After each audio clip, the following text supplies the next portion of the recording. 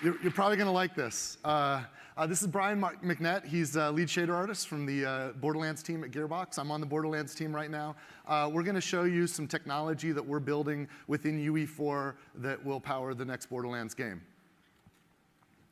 What you're going to see is not a video game, it's a technology demonstration. We use Unreal Engine 4 to render a non-realistic art style, the style that you've come to know as the Borderlands art style. This is a very simple scene. Now, I want you to remember that the Borderlands art style is sort of represented by a confluence of techniques. Most of the Borderlands art style comes from the content itself, the form of the environment, silhouettes and movement of characters, the color and line work within the surfaces of objects. But there's some fundamental rendering technologies that contribute to the look that we are exploring for the next generation. Now, I think the technique that most of you probably attribute to Borderlands the most is the edge outlining. It's not cell shading, but we do outline the edges. And if he goes into the black and white view, you can see this approach for Borderlands 2, Borderlands 1, and Borderlands the pre-sequel. This is a standard Sobel-Feldman edge detection operator. It's a solid, uniform line weight around the outlines of objects that we detect in the rendering. Now, we want to evolve this look for the future. We want to make it more natural and basically next gen. Then we go to variable line weight. This is really important. We also want to do inside silhouettes and edge lines. So if you look at the black and white view again, you can see that there's detailed line work with a variable line weight on the inside of the objects now to highlight more detail in the scene. But with variable line weight on both the inside and the outside of the edge lines, we can now kind of show detail that's affected by the lighting and the orientation of the camera. So we can look at the scene again in color. And now, edges are only a part of it. The surface materials themselves are very important. The artists contribute to the look and feel of the graphic style by how they paint the materials. Now, this is a test sphere, and it shows some materials, a material on there. And you'll notice there's little black outlines, edges around it. Those black outlines are drawn into the materials themselves, and they're kind of similar to that edge outline, but they're drawn onto the material. We want to render those edge outlines in ways that aren't affected by the lighting of the scene. So now we can isolate those, and we can make them look like wet ink. So you'll notice that only the black outlines are reflective, like as if it's a wet ink, or we can make them look like metal. Or we can keep them as solid black lines, just like the edge outlines in the scene. And now they're not taking any light at all. There's no highlights there. This is really important for the artist's scribbles and doodles and cross-hatching, which simulates shadows, to come through for the scene. The neat thing about this test sphere, though, is it also gives us the opportunity to show you how we can use a similar technique to actually render cross-hatching dependent on the lighting in the scene. So if he goes to black and white view and brings up the cross-hatching, you'll see there's now a cross-hatch layer which will render shadow only where shadows exist, and in fact render highlights only where highlights exist. These are custom materials that are on top of the base material that add to the complexity of the scene. The other step, though, is, in fact, let's look at a production asset. I want to see this in a production asset really quick. This is a very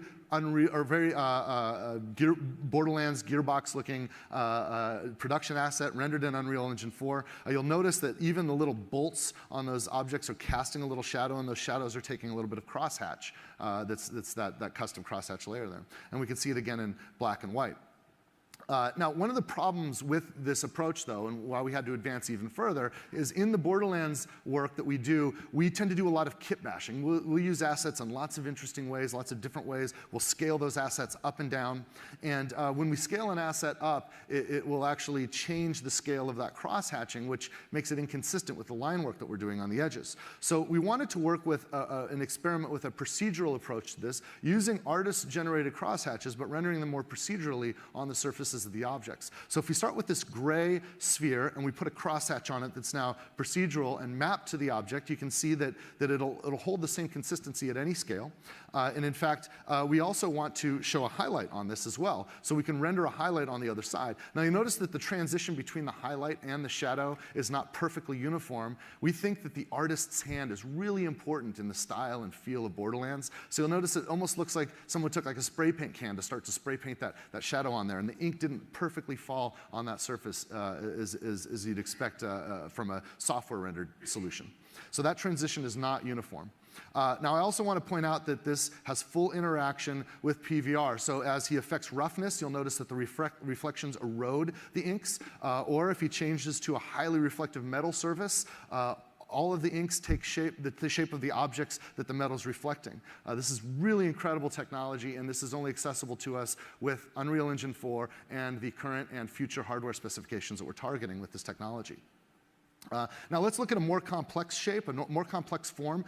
This form right now is smooth, but we have a normal map for this form, and you'll notice that it looks like there's a gearbox icon that's sort of etched into the metal shape that you're seeing there. That is not a mesh, that's actually a normal map, and some of you are probably familiar with what these are, but you'll notice that the normal maps fully interact with all of the other technologies, the shading and the lighting. So if it goes into a black and white view, you can see that even the crosshatches and the highlights are affected by that normal map. That's pretty awesome stuff. So let's look at actually a production asset with this technology on it. So this is a real asset that will go into a future video game, and you can see that the interaction fully works, whether it's metal. Looking at it in black and white, you can make out all of the fine details just from the shadows, the highlights, and the edge lines, but also it looks beautiful in full color. So this is the fully rendered object.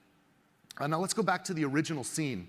Back at this original scene, you can notice that Brian can take control of the intensity and the range bias for crosshatches and highlights.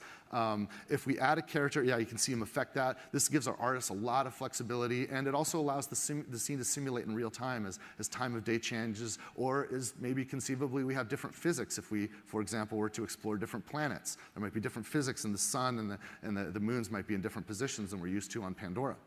Now, if we add a character to the scene, it gets really interesting. This is a character that is a production asset, and you can see that the effect that the sunlight has on the inks. You'll also notice that there's an effect we call the ray of God, where the sunlight is sort of piercing through the gap between her arm and her body. And you'll notice that there's rays that come out from that. If he goes into the black and white view, you'll notice that those rays, the God rays, will actually erode the crosshatches in the environment, even the crosshatches that are rendered onto objects that are behind and far away from where the ray of God effect is being simulated. This is pretty awesome stuff, and helps create a more complex and plausible scene, even in the unrealistic art style of Borderlands that we're rendering with Unreal Engine 4. Let's take another step.